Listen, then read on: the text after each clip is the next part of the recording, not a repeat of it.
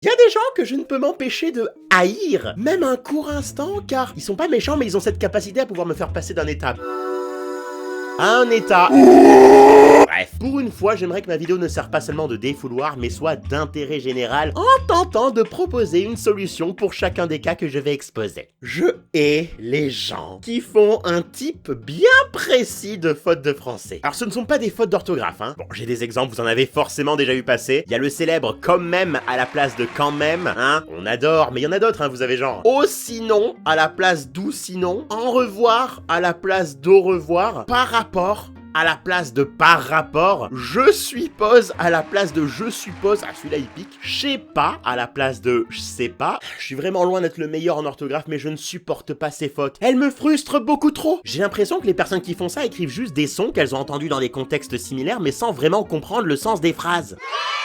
Juste utiliser les bons mots, tout simplement. Et si vous voulez, j'ai même fait une liste de phrases dans lesquelles vos expressions inventées peuvent vraiment aller. Ça n'a aucun intérêt. Je hais les livreurs qui laissent mes colis chez les voisins. Où est-ce que vous pensez que je vis, en fait? Au pays des Schtroumpfs? Que mes voisins, c'est genre les Schtroumpfs point relais? À chaque fois que j'ai un colis qui disparaît et que j'appelle pour me plaindre, on me répond... Avez-vous vérifié si par hasard un de vos voisins n'aurait pas récupéré le colis? Non, monsieur, je n'ai pas vérifié, et je ne le ferai pas!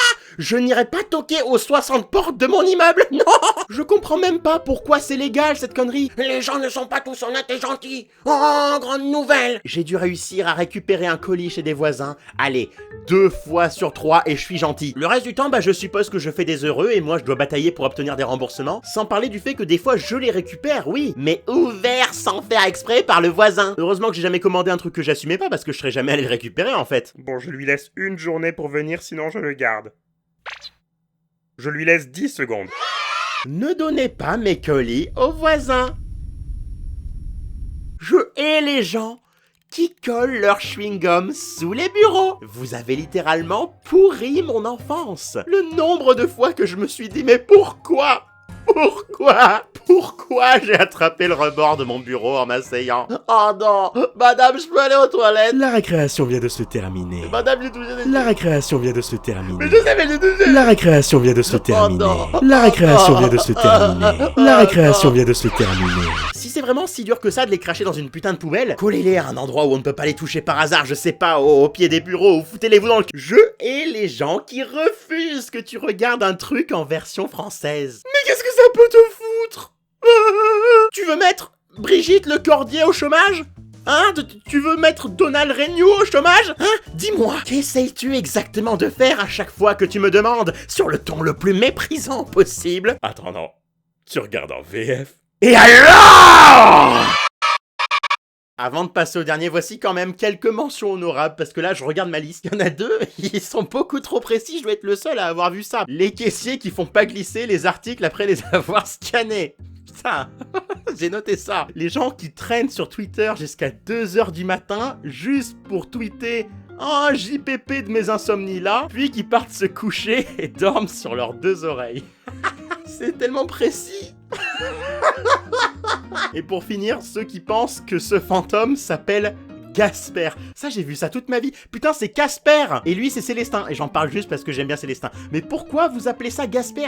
C'est Casper. Je hais les gens qui ne comprennent pas le second degré. Alors, je les sépare en 2 groupes. Ceux qui comprennent le concept mais n'arrivent jamais à le repérer et te répondent toujours au premier degré. Bon, vous, je ne vous en veux pas vraiment, voire pas du tout. C'est pas toujours évident à repérer chez les personnes que tu connais pas vraiment, et encore moins quand c'est à l'écrit. Ensuite, tu as tous ceux qui pensent que second degré, c'est un synonyme de joker. Généralement, ils vont dire un truc super débile ou carrément agresser quelqu'un, puis dès l'instant où ils vont se faire afficher Contre ou non? Second degré, allô? C'est pas qu'une température. mais ça marche pas comme ça en fait. Le second degré, ça signifie juste que tu penses le contraire de ce que tu dis. J'ai pris quelques exemples sur Twitter complètement au hasard en tapant second degré dans la barre de recherche. Je ne connais absolument pas ces personnes, mais vous allez voir que c'est très facile de déceler une mauvaise utilisation du second degré.